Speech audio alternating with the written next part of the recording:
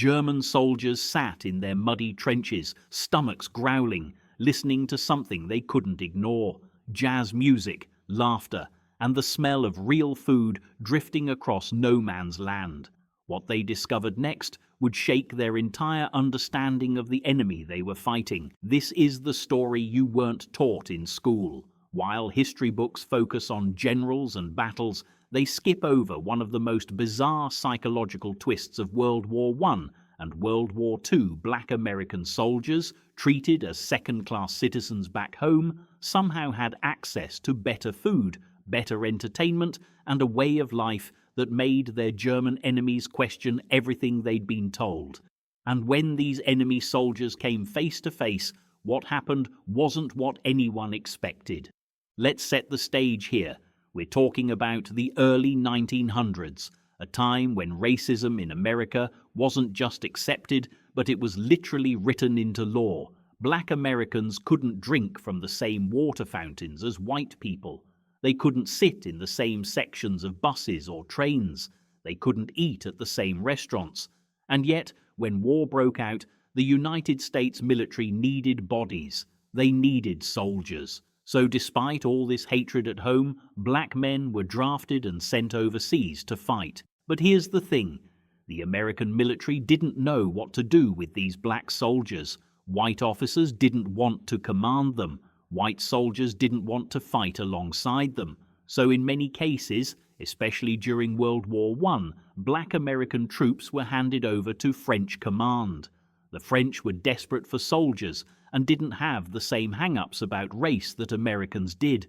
These black soldiers suddenly found themselves fighting under a different flag, eating different food, and being treated with a level of respect they'd never experienced in their own country. Meanwhile, across the battlefield, German soldiers were struggling. By 1917, and especially into 1918, Germany was falling apart from the inside. The British naval blockade was strangling their supply lines. Food was scarce. We're talking about turnip winters, where people were literally eating animal feed just to survive. German soldiers in the trenches were getting mouldy bread, watered-down soup, and if they were lucky, a bit of horse meat. Morale was in the gutter. These guys were cold, hungry, and exhausted. And then they heard it: music. Not the tired, depressing songs they were used to, but jazz, real American jazz music floating across the battlefield from the Allied side. Let me paint you a picture of what was actually happening on the American side. The United States Army had something called the Harlem Hellfighters, officially known as the 369th Infantry Regiment.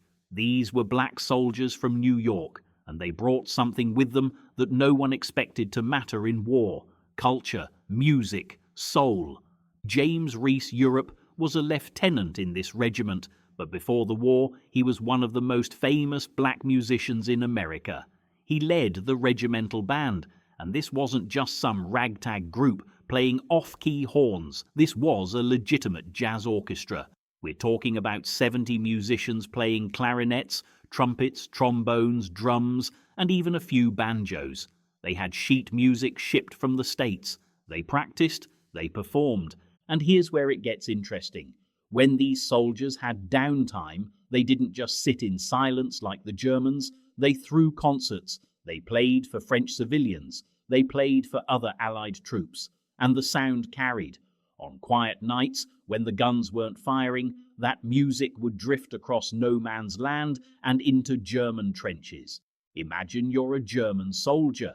You haven't had a decent meal in weeks. You're covered in lice. Your boots are falling apart. You're exhausted. And then you hear this lively, upbeat music coming from the enemy lines. Music that sounds like people are actually enjoying themselves. Music that sounds like hope. It messed with their heads.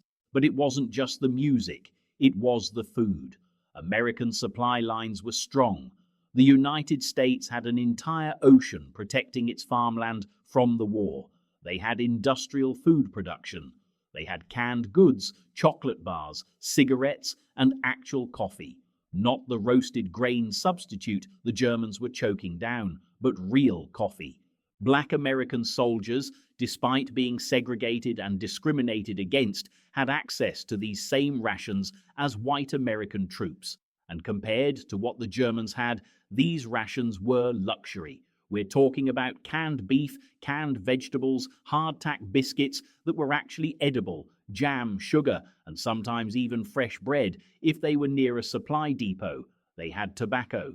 They had candy. They had stuff that German soldiers hadn't seen in months. Now here's the really wild part. When German soldiers were captured, or when they encountered black American troops during truces or prisoner exchanges, they were shocked. They'd been told by their own propaganda that Americans, especially black Americans, were inferior, savage, uncivilized. But what they saw was the complete opposite. There are documented accounts from German prisoners of war who couldn't believe what they were seeing. They watched black soldiers share their rations with French civilians. They saw them laughing, playing music, treating people with kindness, and the Germans started asking questions. If these soldiers have better food and better morale than us, what does that say about what we've been told? What does that say about who's really winning this war? One captured German officer wrote in his diary about hearing jazz music every night and how it drove him crazy. Not because it was bad, but because it reminded him of everything he didn't have. Comfort, joy, hope. He wrote that his men would sometimes stop and just listen, and it killed their fighting spirit because it made them realize how much they were suffering while their enemies seemed to be living well. And it wasn't just World War I. This same dynamic played out again in World War II. Black American soldiers were still segregated, still treated like garbage back home, but overseas, especially in Europe, they were part of the American war machine, and that machine was fed by the greatest industrial economy the world had ever seen. By World War II, American military rations had evolved even further. You had K rations, C rations, and D rations. These weren't gourmet meals, but compared to what German soldiers were eating by 1944 and 1945, they were incredible.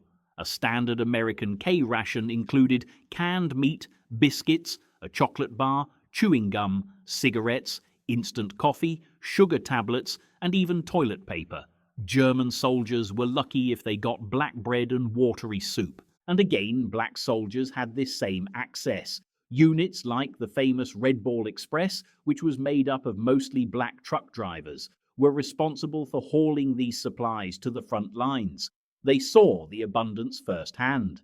They ate the same rations, and when German soldiers encountered them, either in combat or as prisoners, the shock was real. There's a recorded interview with a German POW from 1945 who talked about being captured by black American soldiers. He expected to be treated badly based on Nazi propaganda. Instead, they gave him food, real food, a chocolate bar, some coffee, and a cigarette. He said it was the best meal he'd had in 6 months. He couldn't understand it. He'd been taught that black people were subhuman, and yet here they were, better equipped, better fed, and more humane than his own officers had been. The music continued to be a weapon too. During World War II, the Armed Forces Radio Service broadcast jazz and swing music across Europe. Glenn Miller, Duke Ellington, Louis Armstrong. This music reached everyone, including German soldiers, and it had the same psychological effect. It represented freedom, abundance, and a culture that was thriving while Germany crumbled. But let's talk about the deeper issue here, the irony. Black American soldiers were fighting for a country that didn't respect them. They came home from World War I to race riots. They came home from World War II to segregation and lynchings. And yet on the battlefield, they represented American power and prosperity in a way that even their white countrymen couldn't deny. German soldiers saw this, and it confused them. How could a nation that treated part of its population so badly still be so strong? How could these soldiers, who were supposedly inferior, have better equipment, better food, and better morale than the so-called master race? It didn't add up. And that cognitive dissonance ate away at German troops, especially later in both wars when defeat became obvious. There are letters from German soldiers sent home where they talk about this. One soldier in 1944 wrote to his wife about hearing American music on the radio and seeing black soldiers distributing chocolate to French children. He wrote that he didn't understand the world anymore. He'd been told Germany was superior, but everything he saw suggested otherwise. And it wasn't just about material goods, it was about spirit. Black American soldiers brought their culture with them. They brought resilience. They'd survived racism, poverty, and oppression in America, and that made them mentally tough in ways that privileged German soldiers couldn't match. When a black soldier from Harlem or Chicago or Louisiana was sitting in a trench eating canned beef and playing a harmonica, he wasn't just surviving, he was living. And that attitude was infectious. French civilians loved them. There are countless stories of black American soldiers being welcomed into French homes, invited to dinners, even marrying French women. The French didn't have the same racial prejudices, and they appreciated what these soldiers were doing.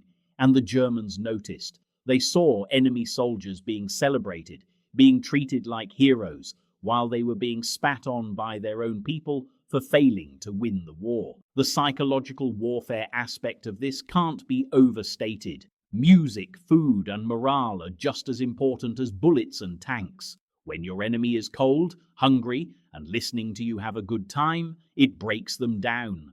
And black American soldiers, whether they realized it or not, were waging that kind of warfare just by existing and maintaining their humanity in the middle of chaos. There's also the element of propaganda backfiring. The Nazis especially pushed this narrative that black people were inferior, that they were a threat to civilization, but when German soldiers actually met black American troops, that narrative fell apart. These weren't savages. These were organized, disciplined soldiers who had better equipment and treated prisoners with decency. It shattered the illusion.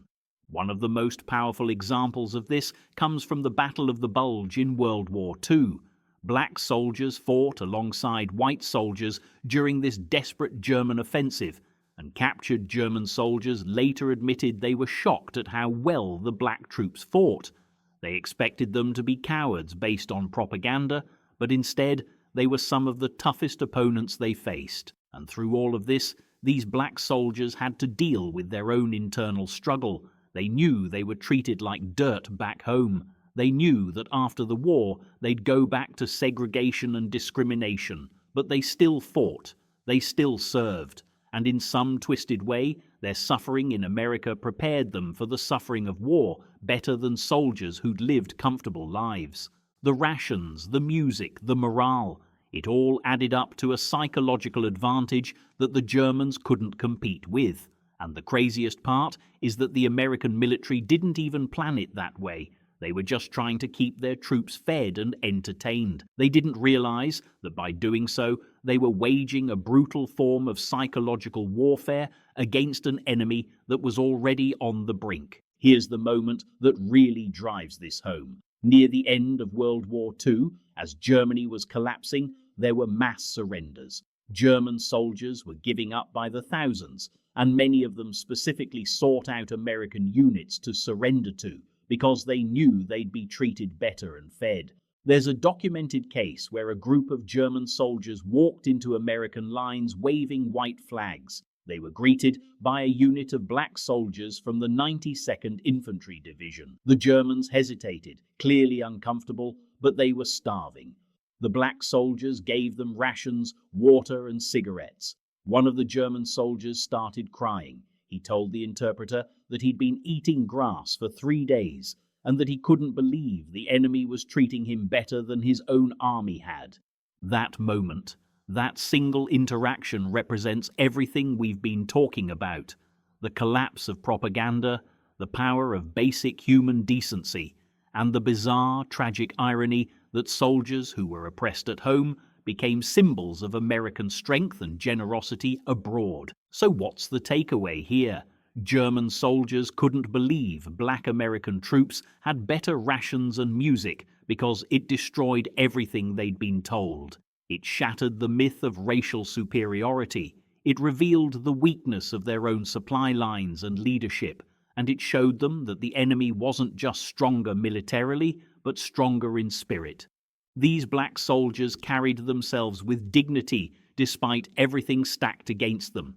They brought their culture to the battlefield. They shared what they had. And in doing so, they became an unexpected weapon in the war, not through violence, but through simply being human in the face of inhumanity. The history books don't talk about this much because it's uncomfortable. It forces us to confront the contradictions of America during wartime. How could a nation fight for freedom abroad while denying it at home? How could black soldiers represent American values when they were denied those same values? The answer is complicated and painful, but the fact remains that these soldiers served with honor, they fought with courage, and they left an impact that even their enemies couldn't ignore. The Germans heard the music, they smelled the food, they saw the morale, and it broke them in ways that bullets alone never could. That's the power of culture, that's the power of resilience, and that's a story worth remembering. If this story hit different, subscribe for more forgotten history that deserves to be told.